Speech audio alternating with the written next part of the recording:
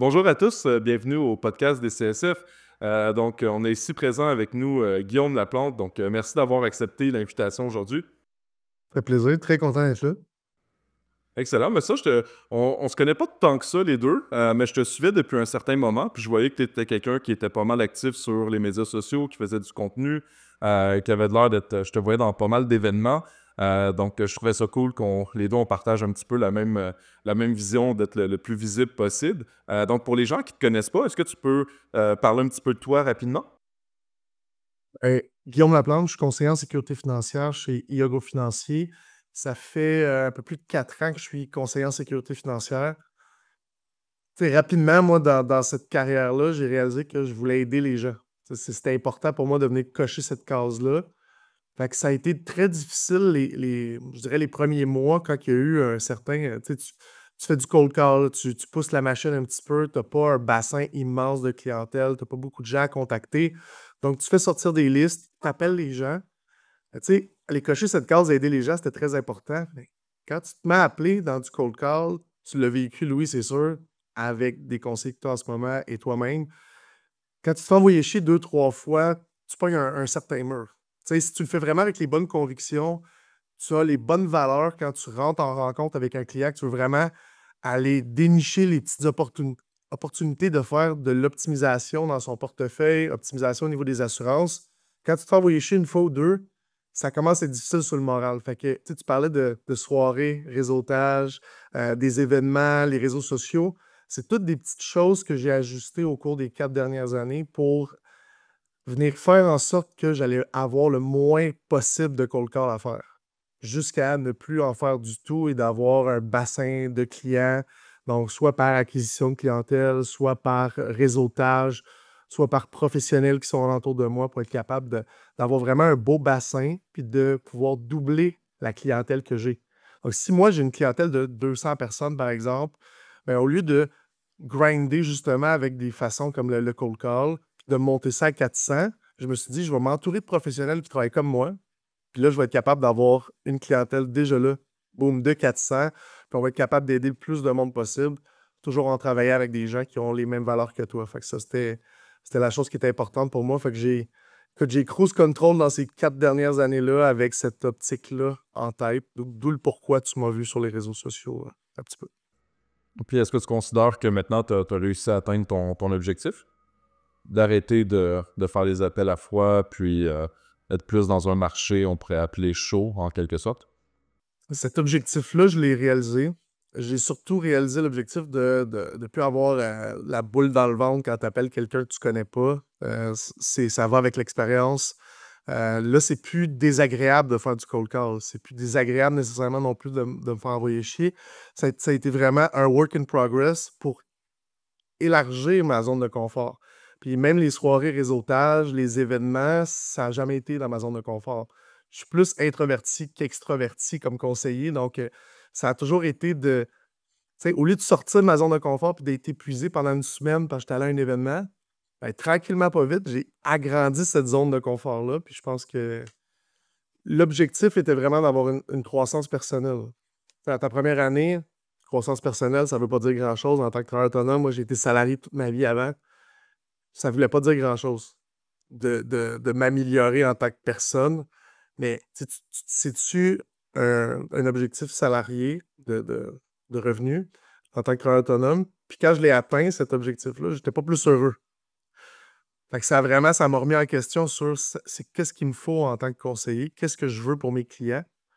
Puis ben, l'objectif n'est plus monétaire, mais il est surtout en croissance personnelle. Donc, devenir une meilleure personne, être plus en forme, créer du meilleur contenu, être un meilleur conseiller, aller au plus de nombre de formations possible. Je pense que c'est ce que tu dois aux clients qui t'ont fait confiance dans tes premiers mois, tes premières années. OK. Ouais, mais c'est bon. Tu vois, des fois, il y a beaucoup de gens, des fois, moi aussi, je suis introverti, puis des fois, les gens pensent que je le suis pas. Je pense un peu aussi le même principe pour toi. Ça veut dire qu'on a des gens qui ont réussi un peu à combattre notre certaines craintes, stress qu'on avait. Je remarque qu'il y a quand même beaucoup de gens que j'interviewe qui sont introvertis, qui ont excessivement beaucoup de succès. Fait que ça démontre juste, dans le fond, qu'il faut être capable de sortir de notre zone de confort, puis C'est-à-dire, quand on va le faire, même principe aussi, j'avais une convention à faire, puis c'était devant plusieurs centaines de personnes, puis j'ai mal dormi. Je dors déjà mal dans ma vie de tous les jours, mais là, je dormais encore plus mal. Puis pourtant, un coup que ça a été fait, ben, ça m'a donné quand même vraiment un bon sentiment.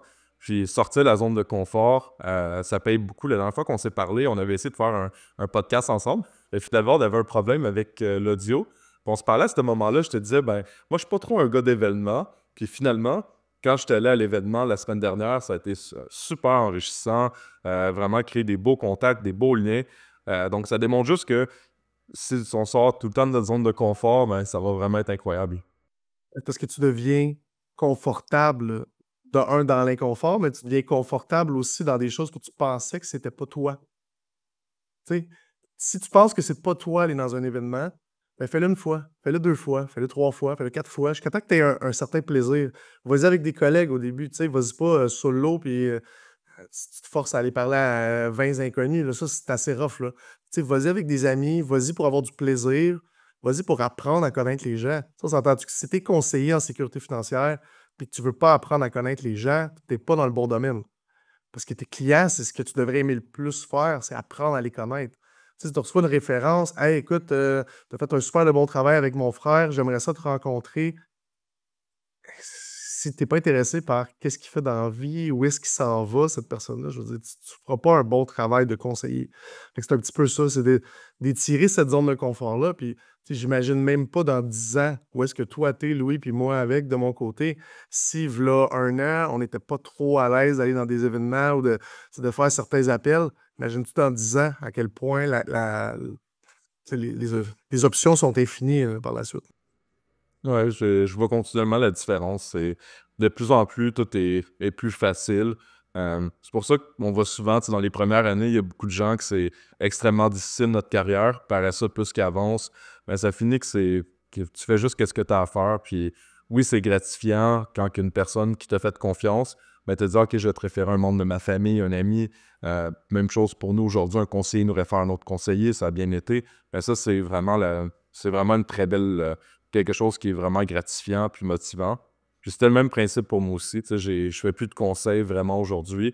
J'ai pas fait de transactions depuis au moins 2 ans. Puis mon why, ben, c'est que j'avais envie d'avoir le plus d'impact possible auprès de conseillers, auprès de moi. Puis il faut juste que tu écoutes ton cœur puis tu le fasses pour les bonnes raisons. Ben, ça, je suis content que ce soit ton point qui est le plus important quand tu aides des clients, des familles. Ben, que ce soit leur bien puis donner ton maximum. Ben, tu sais, on peut pas et c'est une autre chose aussi, on peut pas, tu peux pas fit avec tout le monde. Tu peux pas être en amour avec tout le monde aussi. Puis je réalise que souvent, il y a quelque chose qui cloche, soit de mon côté ou du côté du client, si la personne me parle et que je lui pose des questions et que j'ai pas tant envie d'avoir la réponse. Ça aussi, c'est quelque chose qui est assez important pour moi de me respecter là-dedans puis de respecter le client. Quel est le type de service que je vais offrir à cette personne-là si j'ai pas tant envie de savoir à quand est-ce qu'il va prendre sa retraite? Qu'est-ce qui est important pour lui au niveau de ses enfants, et cetera. Donc, c'est important de se respecter là-dedans, puis de s'entourer d'autres conseillers, de planificateurs, de fiscalistes, de comptables qui sont capables tu sais, de stabiliser les choses. Il y a des clients, des fois, ça fit pas avec ce que moi j'ai en tête comme conseil. Je les envoie vers quelqu'un d'autre, puis l'objectif, c'est que tout le monde soit bien là-dedans. Prioritairement, les clients. Donc, c'est quelque chose qui est important pour moi. Ouais, 100%. Puis j'ai retenu un point tantôt que tu as dit que même si tu avais eu un certain succès, on va dire, tu avais atteint un certain objectif, tu n'avais pas toujours le bonheur. Est-ce qu'aujourd'hui, tu considères que tu l'as?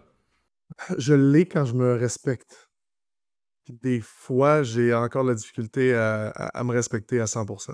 Fait que quand tu te mets un vision board, tu faites l'exercice à la maison, là, si les gens qui écoutent ça, tu sais, tu as un vision board, tu te vois dans 5 ans avec une belle image claire de, mettons, j'ai passé mon examen de pilote pour conduire des avions. J'ai une équipe de 6 personnes. J'étais avec ma conjointe, avec les enfants, etc. Si tu fais un beau vision board, ben, à chaque fois que tu poses une action qui va à l'encontre de ton vision board, tu te manques de respect à toi-même. Fait que ça vient m'enlever un peu de bonheur. Fait que ça, c'est un work in progress. On parlait de croissance personnelle tantôt. Me respecter dans mes vrais objectifs, là, ce qui vient du cœur, C'est important pour moi de le faire. Puis je réussis à toucher au bonheur dans le process en me rendant à cette photo-là. Là, je pointe, là, mais il y a quelque chose là-bas, c'est pour ça. Mais oui, oui, j'y touche. J'y touche au bonheur quand même. Quand on respecte ça, j'y touche.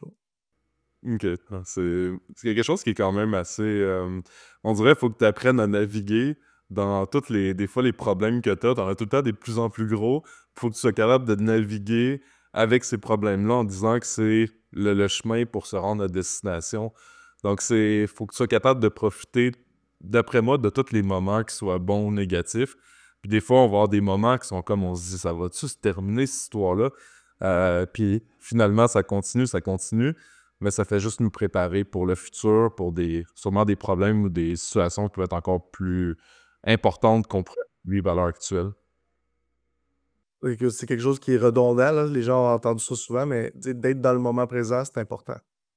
Parce que quand tu es travailleur autonome, tu es entrepreneur, tu es conseiller, tu te visualises à la fin du trimestre, à la fin de l'année. Tu te visualises au prochain gala. Tu te visualises dans des choses, des fois, qui sont très loin, qui sont hors de ta portée. Qu'est-ce que tu contrôles aujourd'hui, c'est ta rencontre en ce moment. C'est ça que tu contrôles.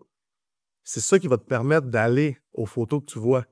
Fait que c'est important de faire la différence. Puis si tu es tout le temps dans le futur, ben là, tu vas créer de l'anxiété en lien avec ça. Et là, c'est plus difficile de toucher au bonheur. Donc, d'essayer d'être dans le moment présent tout le temps puis d'apprécier ce process-là, c'est important. Puis est-ce que tu considères que tu y arrives? Faudrait demander à mes clients, mais je dirais oui. OK, OK.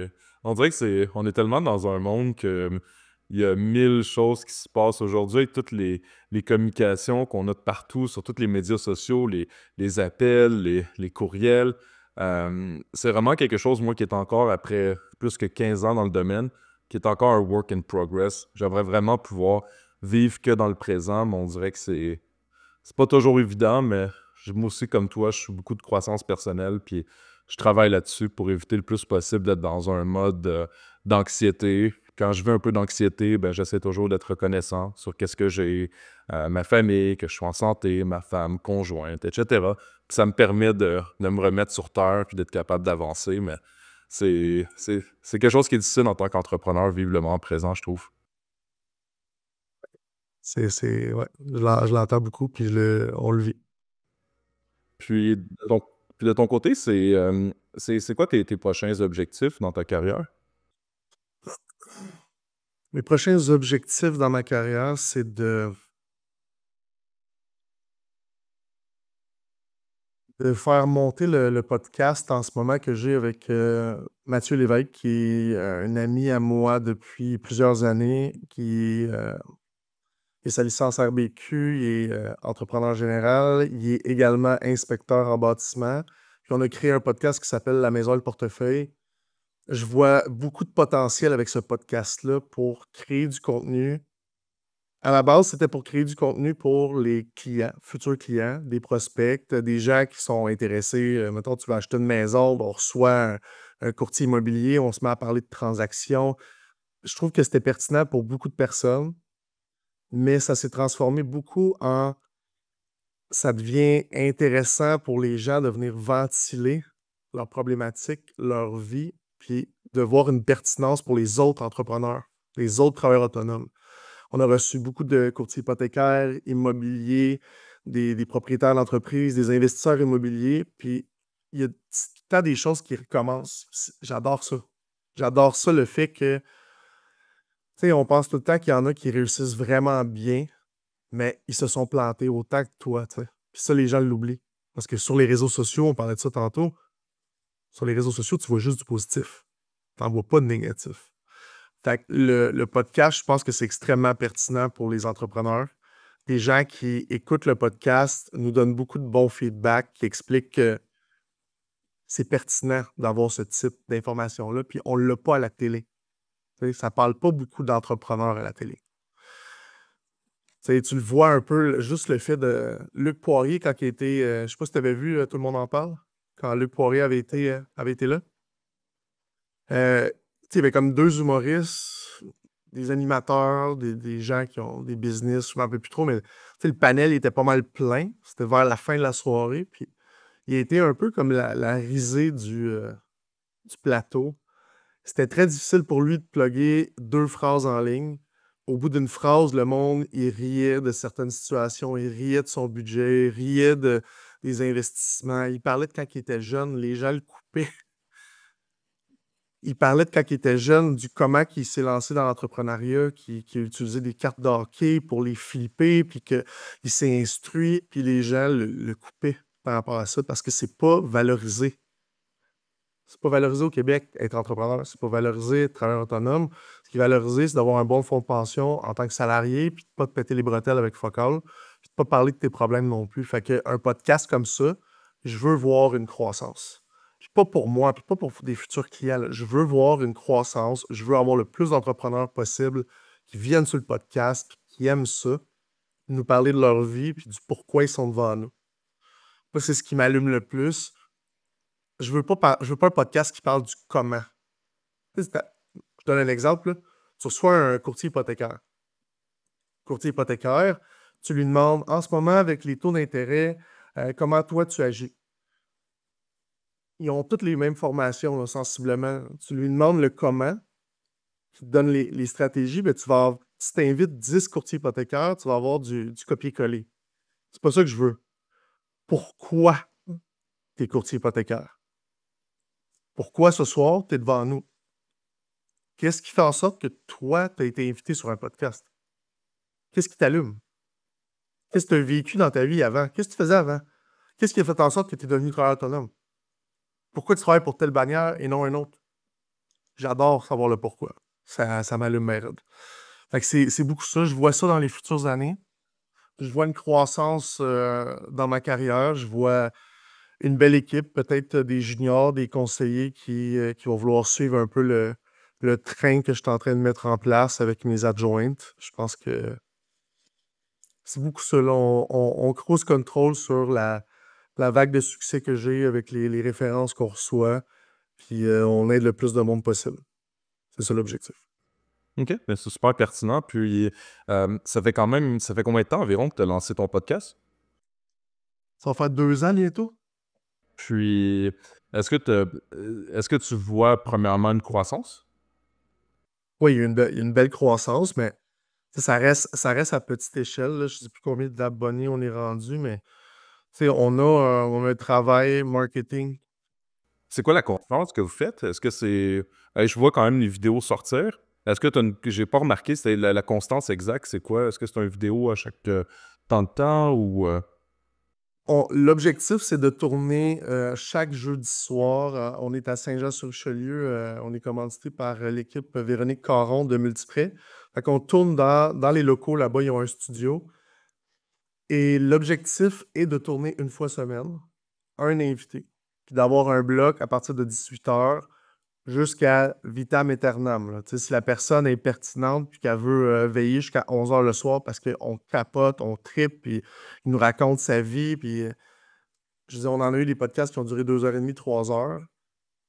Fait qu'on voulait pas avoir des blocs de 30 minutes. Puis écoute, c'était tout ce qu'on avait aujourd'hui. Puis bonne fin de journée. On se fera un part 2 un jour si on a le temps de te recevoir une autre fois.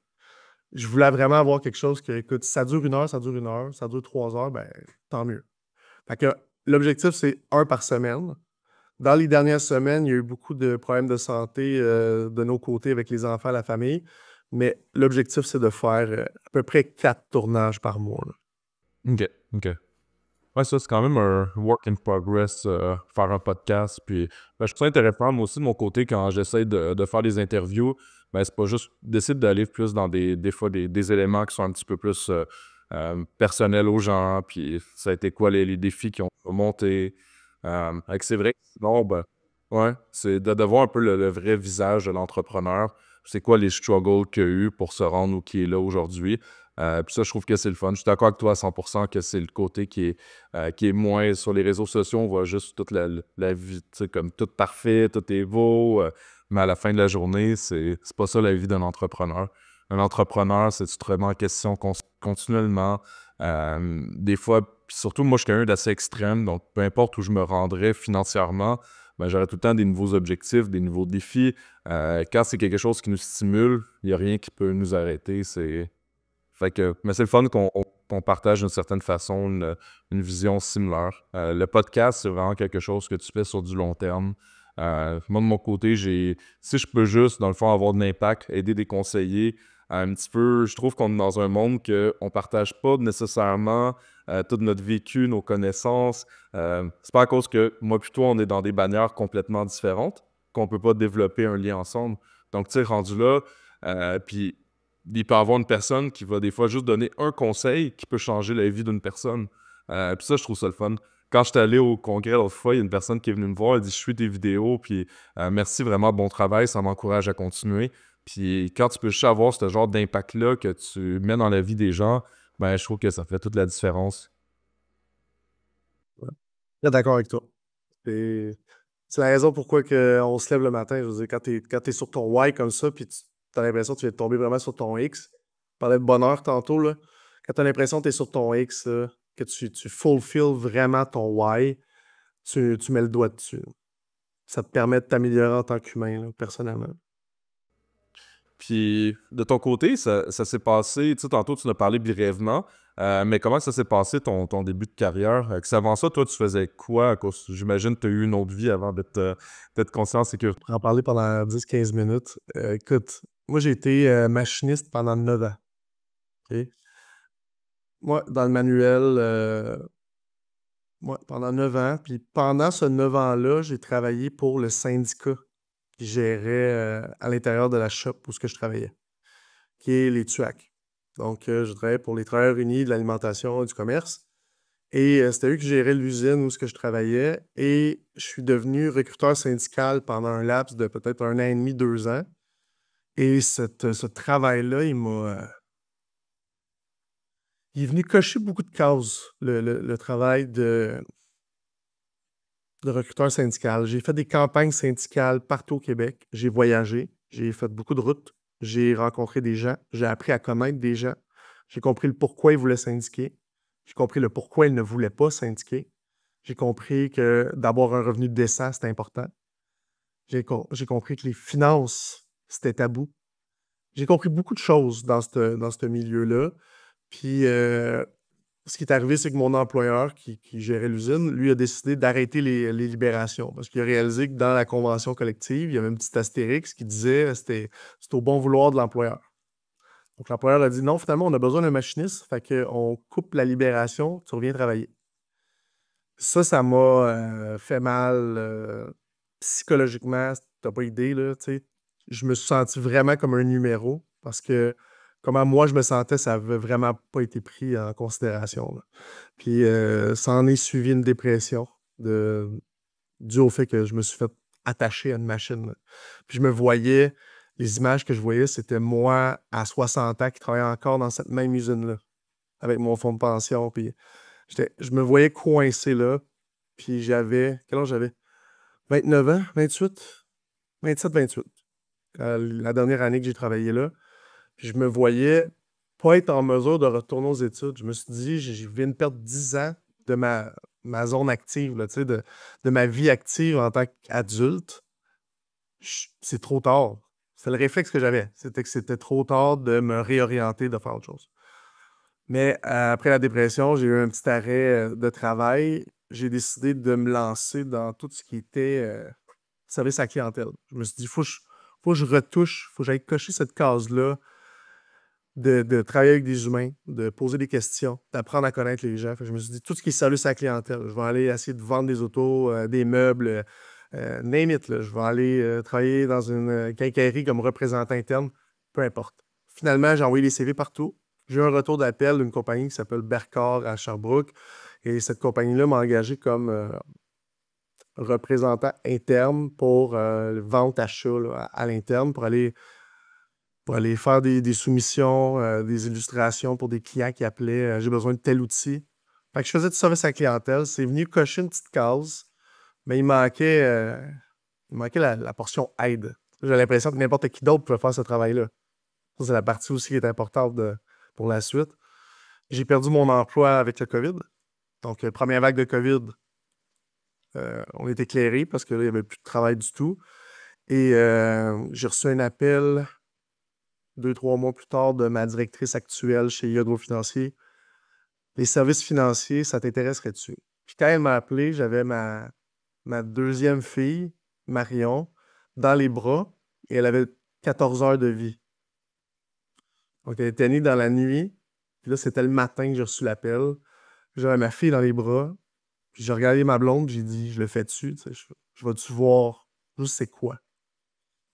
Ça a été le début de cette aventure-là. J'ai fait le programme du PQAP pour l'assurance de personnes. Et j'ai été engagé chez IA, donc the rest is history. Là. Donc, ça a été un 4 ans de croissance, de carrière qui va bien. Puis il n'y a rien qui arrive pour rien. Tu sais, le COVID m'a amené ça. M'a amené beaucoup de négatifs, mais m'a amené ce nouveau travail-là. C'est une belle histoire. Dans notre domaine, on est généralement, en tout cas, peut-être que les statistiques changent de plus en plus, mais en tout cas, moi, à l'époque, quand j'ai commencé, ou même, je pense qu'il n'y a pas grand monde qui se dise, ah, je vais être conseiller en sécurité financière plus tard. Tu sais, c'est pas aussi sexy, admettons, que je vais être policier, pompier, avocat, médecin. Fait que, tu sais, en partant, c'est une profession que tu finis par. Moi, j'étais électricien à la base. J'avais fait un DEP, puis j'ai commencé vers 18 ans à l'Industrielle Alliance, comme toi également. Donc, ça a été une super belle école quand j'ai débuté.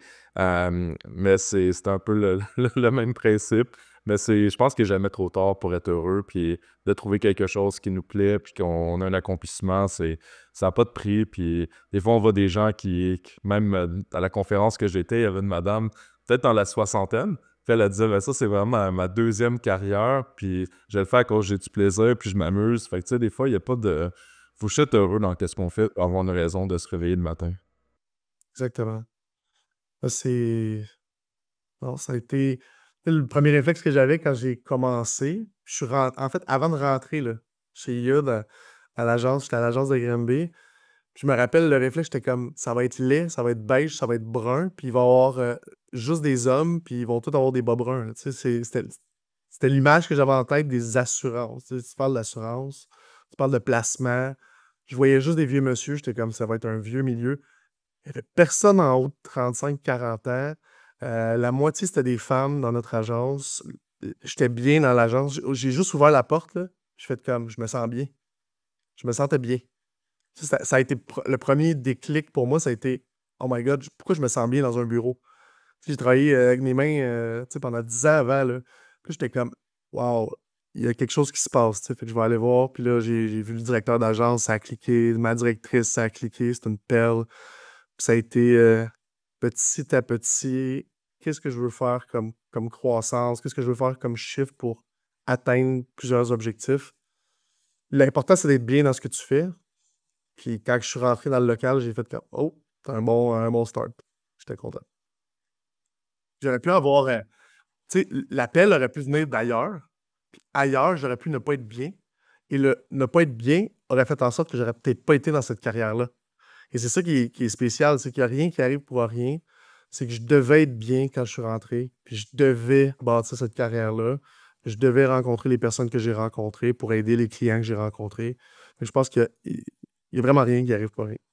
Ça- Moi, je crois aussi beaucoup au destin. C'est fou des fois comment tu dis, comment je peux arriver exactement au moment parfait pour changer la vie d'une personne. Tu sais, des fois, c'est fou, là.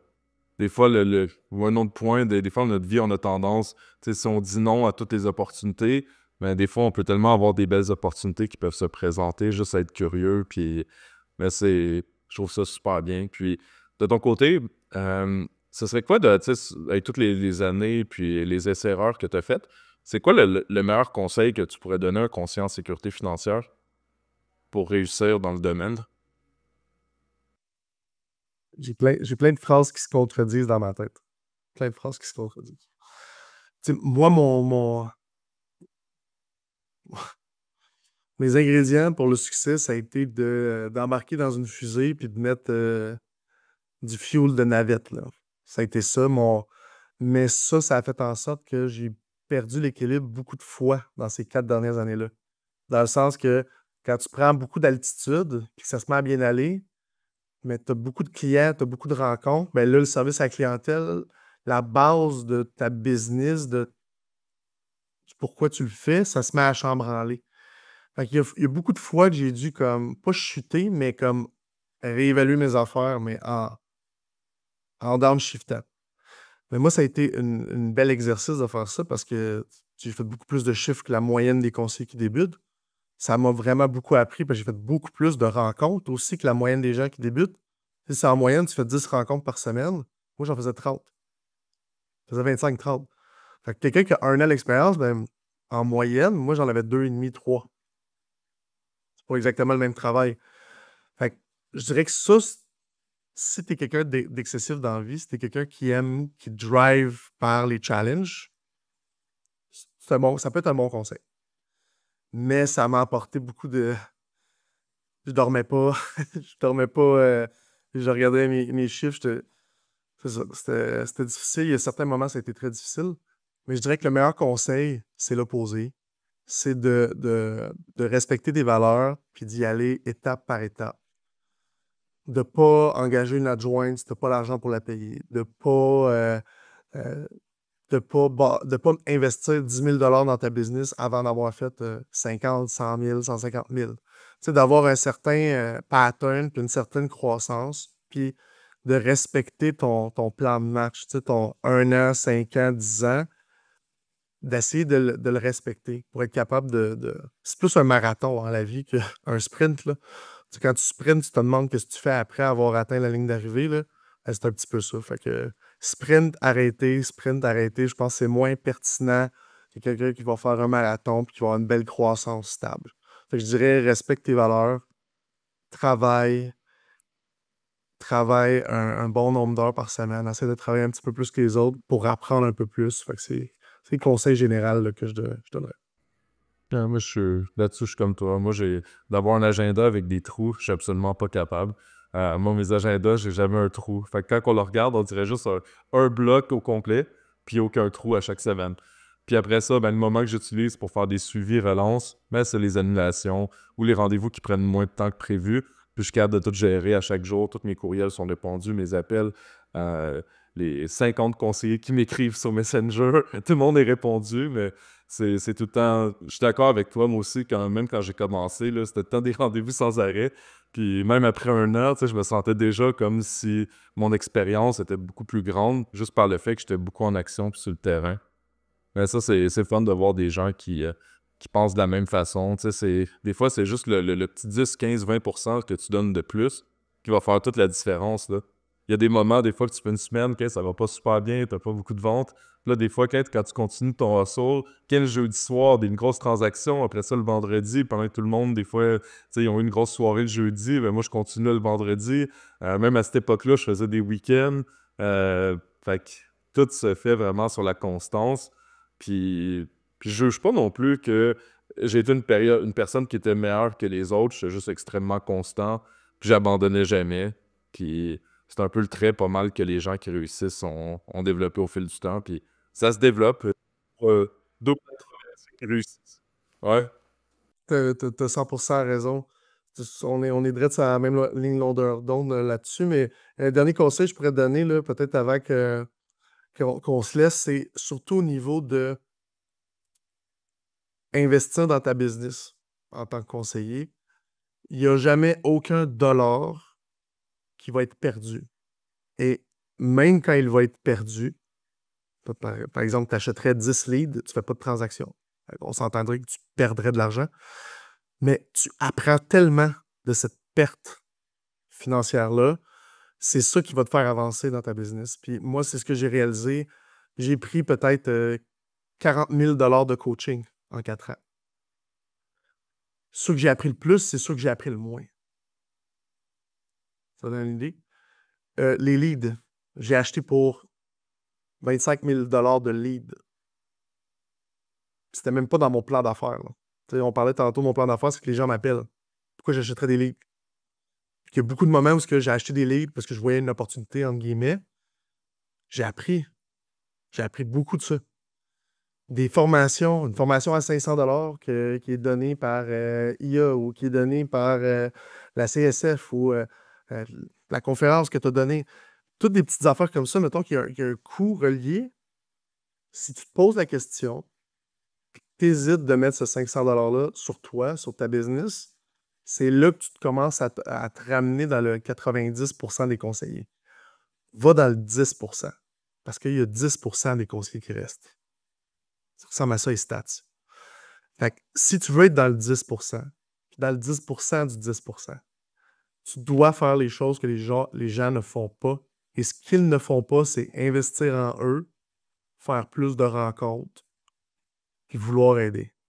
Si tu veux aider, puis tu veux grossir, tu veux grandir là-dedans, fais ce que les autres ne font pas. Fait que quand il y a une formation, là, moi, dans mon agence, là, on est comme 36, 37. Quand il y a une formation, mettons, qui est payante, on est 2, 3, 4, 5 max. Ben, guess what? C'est des gens dans le 10%. C'est les meilleurs qui vont à ces formations-là. C'est les meilleurs qui ont mathématiquement le moins besoin de cette formation-là. Right? C'est eux qui sont les meilleurs. Je veux dire, ils ont déjà des capacités. Ils ont déjà des compréhensions probablement que les autres n'ont pas. Mais pourquoi les autres n'y vont pas? C'est qu'ils restent dans le 90%. Donc, le meilleur conseil que je peux donner, avec du recul, c'est ne pas lésiner sur les investissements à l'intérieur de ta business. Investis en toi, investis dans du coaching, des formations. Il n'y a pas de dollar qui va être perdu. Essaie de le faire logiquement, évidemment. Il n'y a aucun dollar qui va être perdu. Ça va être des investissements. Ça, c'est le meilleur conseil que je peux donner. Là, non, mais on dirait qu'il y a beaucoup de points que tu disais que c'est. On dirait que je me voyais presque être après parler. Fait que c'est excellent. Moi, je me suis toujours dit de faire partie du 0,1% des conseillers. J'ai réussi, puis c'est vraiment juste à cause de tous les points que tu as dit aujourd'hui. Donc, c'est la formule à suivre, tout le monde. Écoute, j'espère qu'on a été capable d'aider quelqu'un. J'espère que oui, sérieusement. Si on peut juste aider une personne par jour, ben, ça en fait quand même 365 à la fin de l'année. Donc, avec ça, je vais être plus qu'heureux. Mais merci beaucoup pour ton temps, Guillaume. Vraiment apprécié que tu aies accepté l'invitation. Puis, je te souhaite une excellente journée, puis beaucoup de succès, puis beaucoup de bonheur surtout.